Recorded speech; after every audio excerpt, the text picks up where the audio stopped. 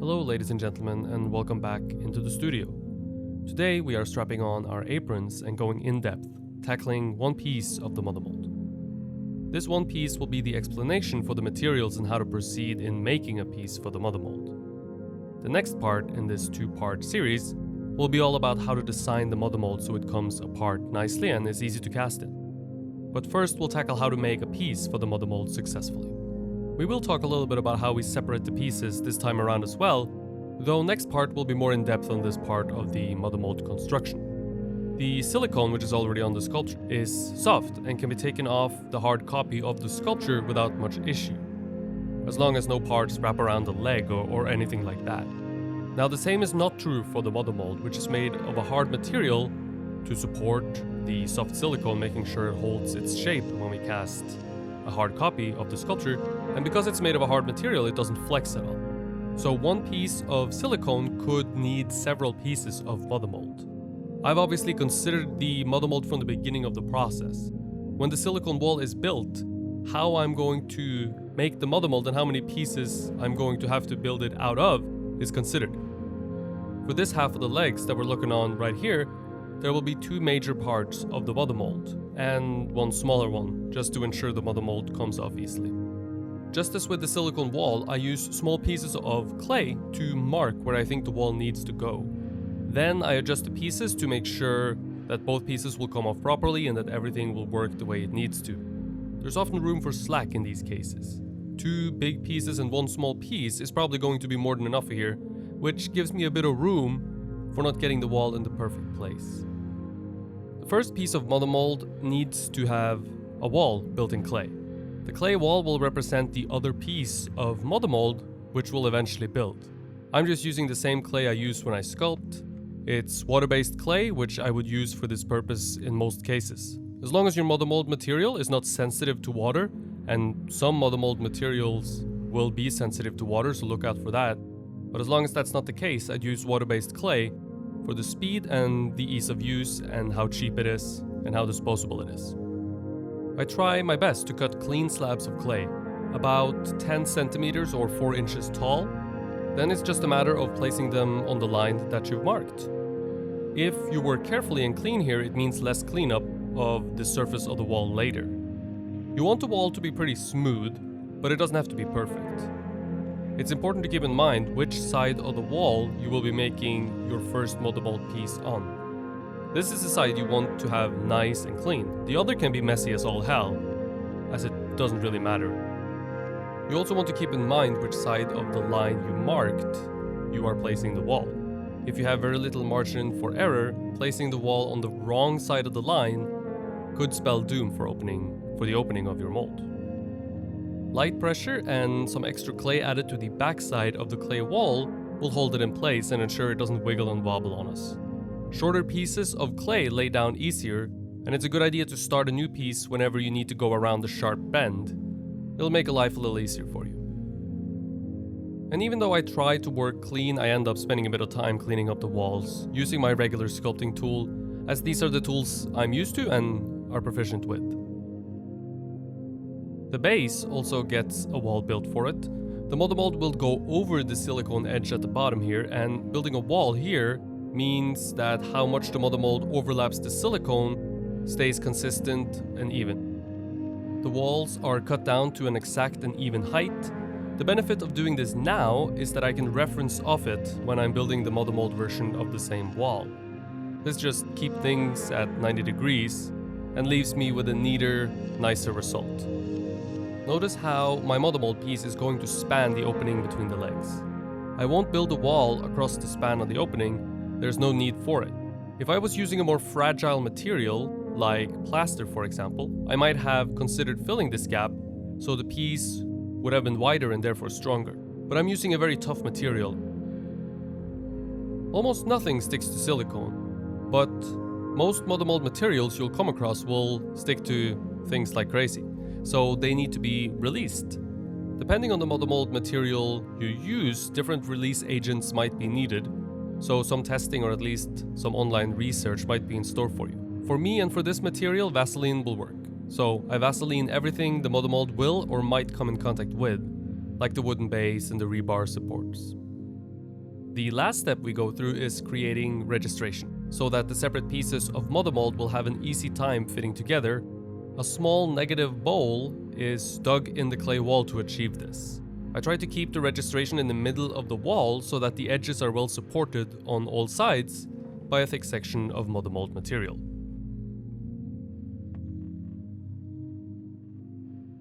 Okay, so it's finally time to reveal what this mother mold will be made out of. Now, there are a myriad of materials out there. Plaster is probably chief amongst them. And while I like plaster, I want something a bit lighter and a bit sturdier for mother mold pieces this big. So my choice is a gypsum-based material, or synthetic plaster, mixed with a liquid acrylic resin. The brand that I use is called Hydro-Resin, but there are many out there. You can use Jasmonite, Aqua-Resin, and I'm sure there's many more. It's reinforced with fiberglass and is both harder and lighter than regular plaster, but it's much more expensive as well. Now here is why it's really great.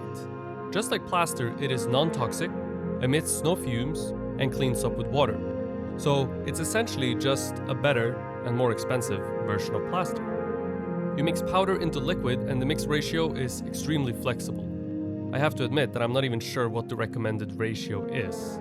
I just mix it to a consistency that suits the task at hand. I've never had any problem doing it this way. The only issue is if you mix it too thin, it'll run for a long time, as the set time is quite slow, maybe 35 to 45 minutes, depending on the mix. I start off by applying to the fragile clay walls first. I want to make sure to cover the hard-to-reach areas of the registration bowls, so I gotta get my brush in there, which can be a little bit tricky, and the 90-degree corner between the clay wall and the silicone. If you get the mix just right, you can brush it on very easily and at the same time have it not run, unless you add a really thick layer, that is. I do like to use gloves with this material, something I don't do with plaster. The reason being, this material sticks like crazy to everything, and it's a real pain to get it off your arms or hands, or even worse, your fingernails. And it sticks really well to itself, so if you get it on your nails and you keep working, it'll build up and build up and build up until you have the thickest fingernails on the planet. So I would recommend gloves. For the first layer, I'm just looking for complete and even coverage. I'm not trying to build up a ton of thickness. It's maybe 2 millimeters or so thick at most. Now, other than touching the material, which can be a bit risky because it develops this film as it sets, and if you touch it, you'll break this film and it can start running on you, you can look at the color.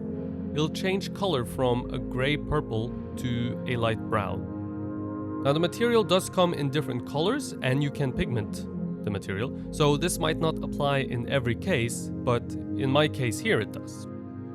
While I wait for the first layer to set up, I cut fiberglass that will be used as reinforcement. 2 layers of fiberglass is what will give this mold its real strength.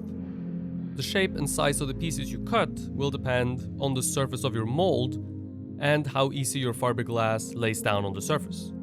I'm using an open weave fiberglass mat, which means the fiberglass doesn't fly everywhere, which is nice, but the open weave means it's quite stiff and it struggles to lay down. A finer weave lays down nicer and easier, but it's more expensive.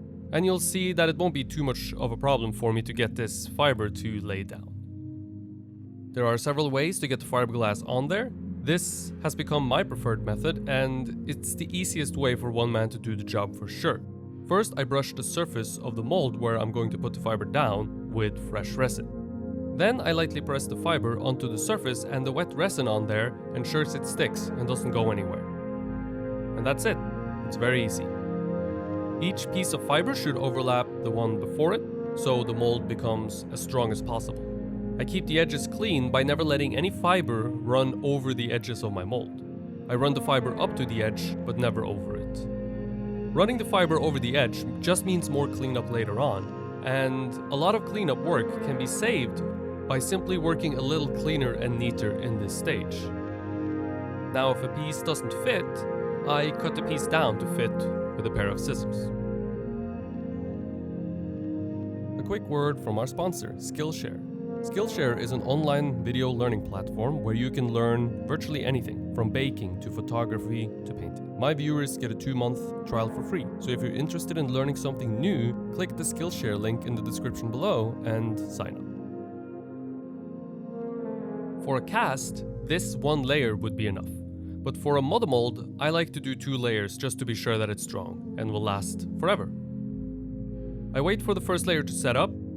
The second layer is then applied, and it's just more of the same, though I do try not to follow the same pattern that I laid down the previous layer of fiber in. And this helps build even more strength. As you can see, I now have 2 layers, but fiber is sticking out everywhere. It can get ripped and torn this way, so once the second layer is set, I paint another layer of resin onto the surface. This seals the fiber, and because the resin mix is quite liquid, it'll fill every little crease and void, creating a solid and strong mold.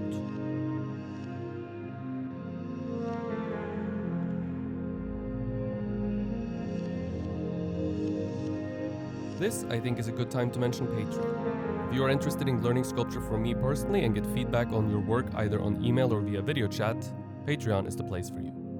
You'll get in-depth feedback on techniques and how you can apply them to your own work. Anything sculpture related goes. We can talk about armature, supplies, mold making, anything you need help with in your sculpting endeavors. So check it out, there's a link in the description below.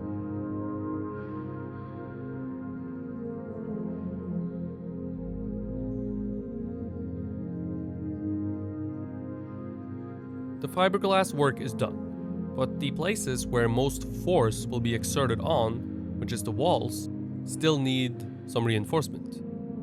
I've seen thin walls crack when the mold is opened up. Because of the fiber in it, it doesn't crack and snap off, but it becomes kind of soft and crumbly and mushy, which is not good, and won't go back together nicely and easily and will not last for a long time. So to strengthen up the wall, I mix a thick batch of resin, just by adding more powder into the mix, and I use a spatula to build up thickness along the walls. The mix is about as thick as Nutella, gelato, or maybe peanut butter, somewhere in that range. Because I cleaned the top of the clay wall and made it 90 degrees to the side of the wall, I can easily reference off it when creating the 90-degree angle between the top of the model mold wall and the side of the wall. 1 centimeter or 0.4 inches is about the thickest you want to aim for. Sorry to all you imperial users out there, I am incapable of converting decimal centimeter to fraction inches, but you can do that on your own. Now I think mine ended up a bit thinner than 1 centimeter in many places, but it worked out fine. Or did it? You'll have to watch the next episode. You want to get this step as clean as you can while the material is wet. Cleaning up later with a rasp or a knife is possible but very, very tough because the material is so hard. But it is possible, and I end up doing quite a bit of cleanup actually. But you want this step to be as clean as you're capable of before the material sets on you.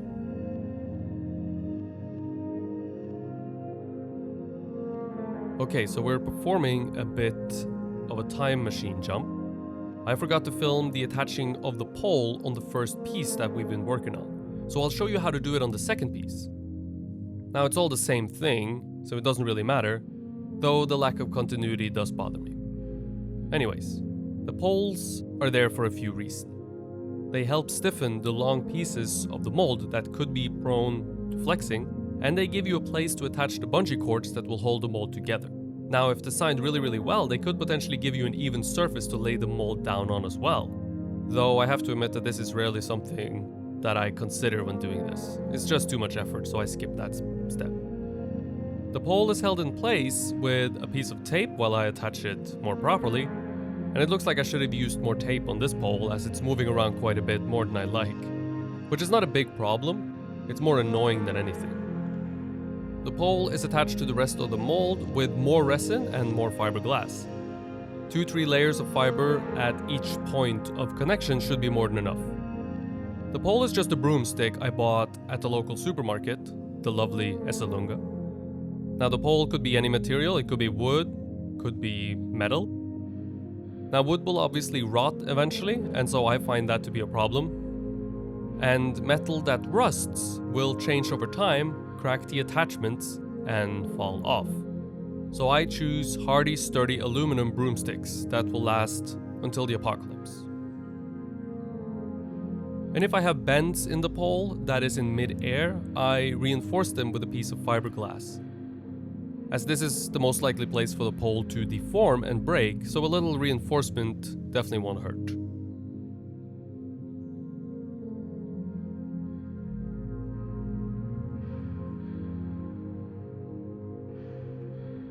Okay, we're back on that very first piece. Sorry for the time machine jump. Just to make the piece really pretty and make sure those new pieces holding the pole on are part of the whole, I paint a thin layer of resin over everything. This is purely cosmetic and not necessary, but a perfectionist always goes the extra mile, and hopefully going that extra mile will set him apart from the pack. A day later, and the clay wall has served its purpose. Dry clay shrinks, so now it comes off really nice and easy, with very little cleanup needed. So if you have the opportunity to wait a day or at least a few hours before taking the clay off, I would say do it. The material is hard as glass, and you can cut yourself really badly on it. A few years ago I bumped my shin into a mold and cut a nice gash down to the bone. So don't be like me, be careful. So because of this, before proceeding any further with the other pieces, I rasp off any sharp edges with a knife and a rasp. This is a Stanley rasp. Stanley makes a selection of very fine rasps, and I recommend them. If you rasp after a few hours, the material is not set all the way and it'll rasp a little easier. Now this was the next day, and as you can see I'm getting it done even though it's very tough. On most Stanley rasps, you'll find replacement blades, and I would get a few of those if you are working with this material. A fresh rasp makes a huge difference. In preparation for the next piece, I clean up the wall that will now serve the same purpose the clay wall we built served. You can see the registration. Now they are positive shapes instead of the negative shapes they started out as.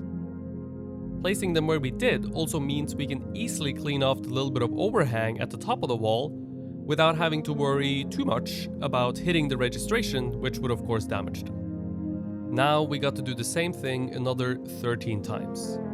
Stay tuned for part 2, where we'll discuss how to design the mold so it comes apart and functions optimally when we go to cast in it. Thank you for watching, stay creative, and I hope to see you in the next one.